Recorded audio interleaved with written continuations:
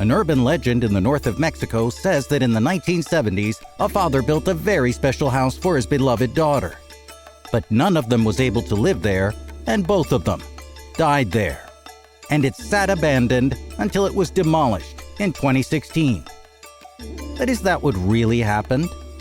Let's dive deep and see if we can bust the myth of the mysterious House of Tubes on this episode of the Mysteries of Latin America.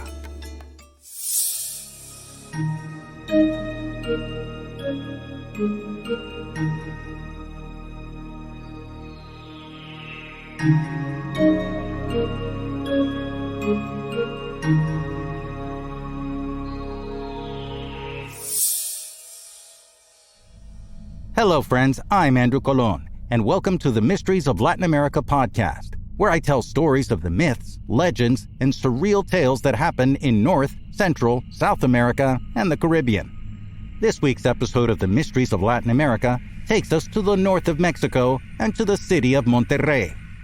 Monterrey is the capital and largest city of the northeastern state of Nuevo León, Mexico, and it's one of the largest cities in Mexico, second only to Mexico City in size. Now, legend says that in the 1970s, a father and daughter arrived to the city of Monterrey. Next to nothing was known about their past, where they came from, and nothing was known about the girl's mother. The daughter couldn't walk and depended on her wheelchair to get around. The father decided that he and his daughter would settle in the Monterrey area, and specifically in a part of town at the foothills of the mountaintop called El Cerro de la Silla. The Cerro de la Silla is a mountain and natural monument located within the metropolitan area of Monterrey that was named for its distinctive saddle-shaped profile when viewed from the west. It's an iconic symbol of the city, and with the backdrop of that picturesque mountain, it was the father's wish to build a home here in their new town. Because his daughter needed a wheelchair to get around, he decided to build a home where his daughter could easily move about in a multi-story home. The challenge was to find someone to help him make his idea into a reality.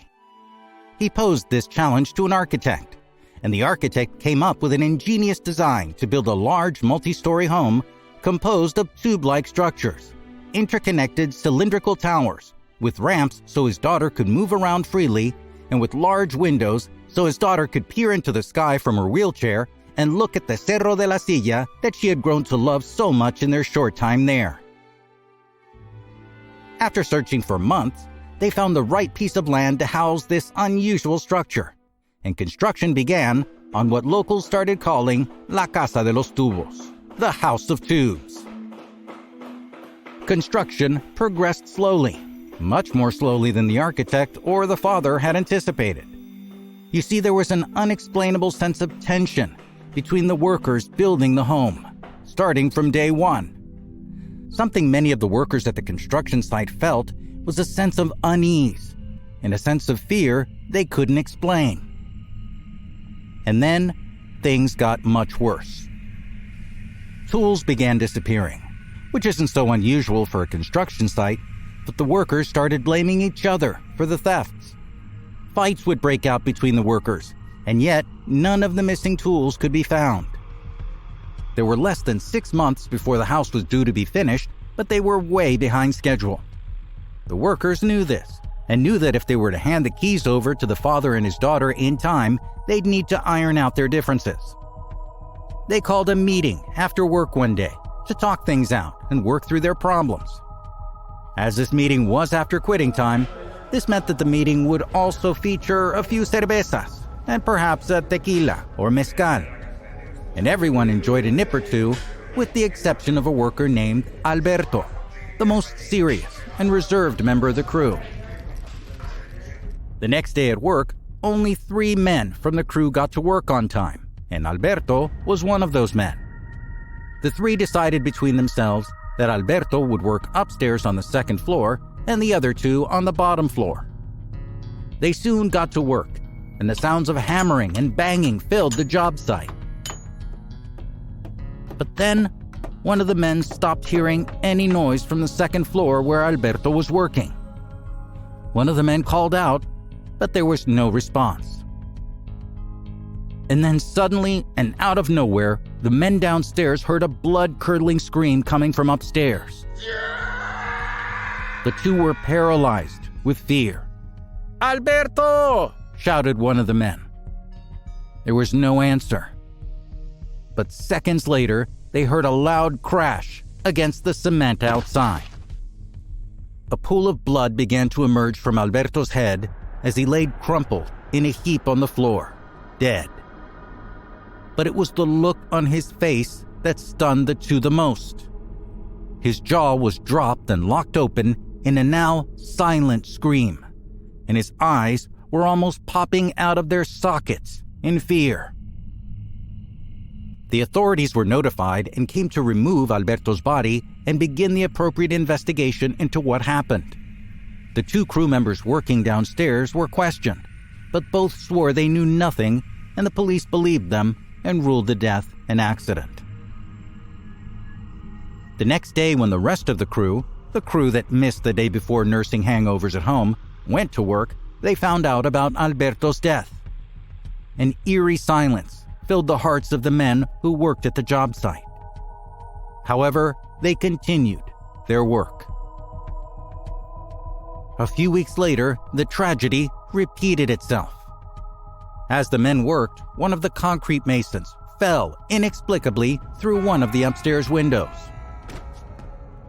As he lay dying on the pavement below, he said this to the men gathering around him: "It doesn't want us to be here."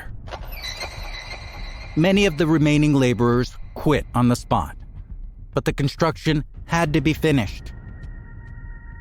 After hiring new workers, the construction continued, as there was a deadline to meet and a home to deliver to the father and his daughter. One day, the father, excited to show his daughter their future home built especially for her, took his daughter to see the house for the first time. The ramps had been built inside and were ready to use, and with all the excitement and strength she could muster, the daughter made it up to the highest part of the house, without her father knowing.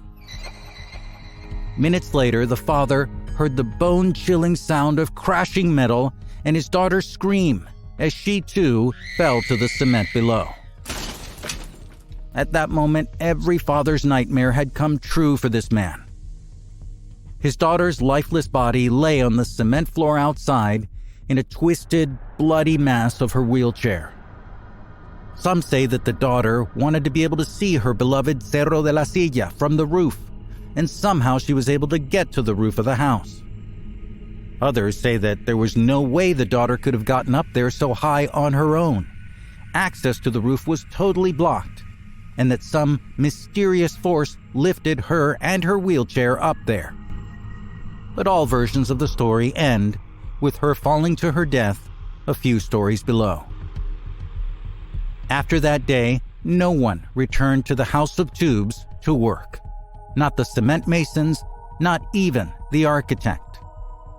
The only one who went back, his heart shattered from the trauma of losing his little girl, was the father, who would drink himself into a stupor within its walls.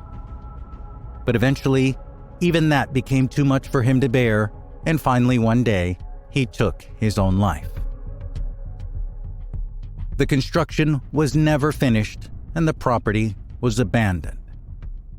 It's said that in that unfinished combination of tube-like towers, for the last 40 years or so, people have completed suicide pacts and died there, performed rituals of witchcraft and other dark arts, and that strange ghostly apparitions have haunted the site.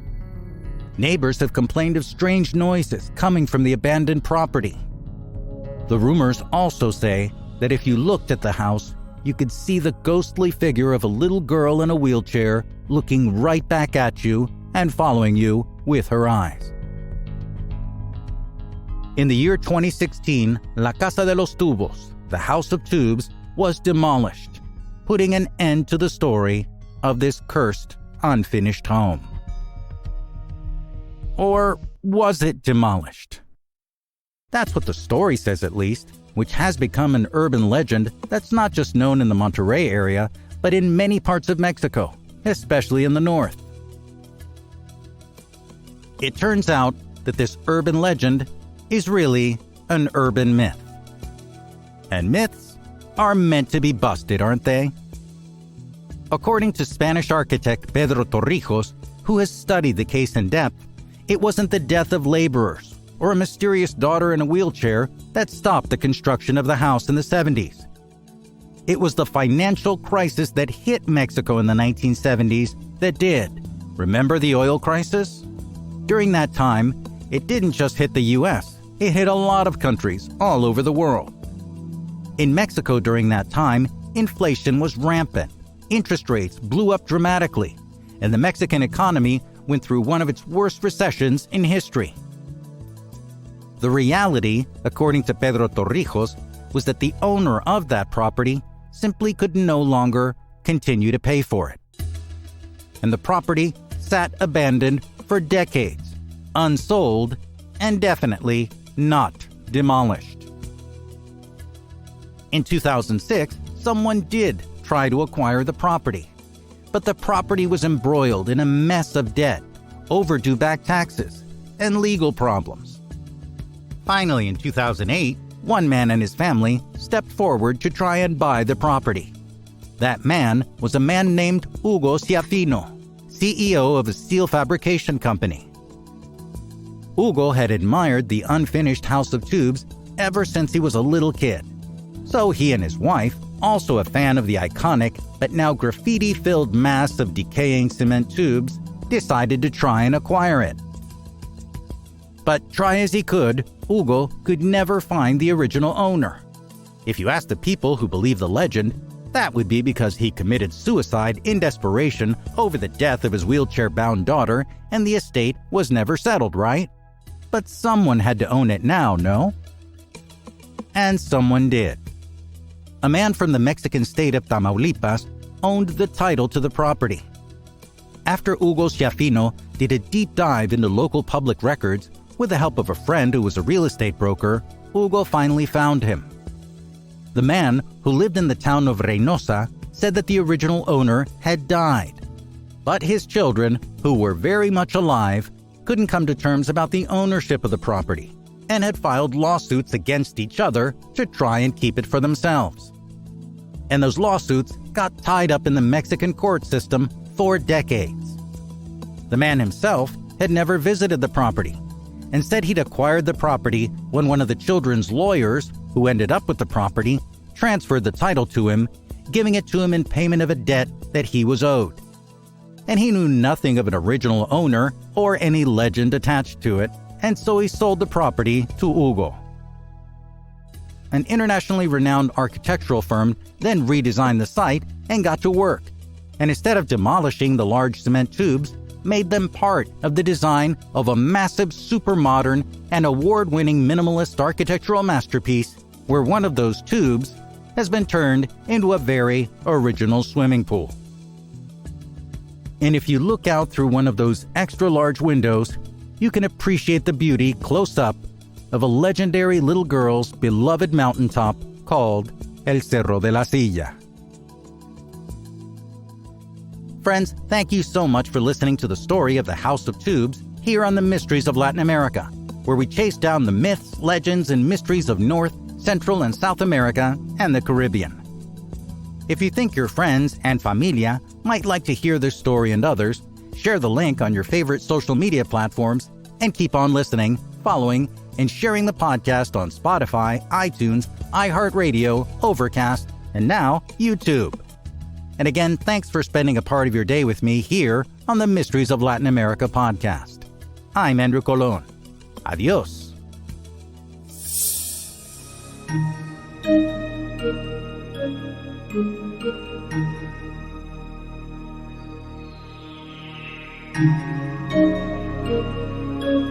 you.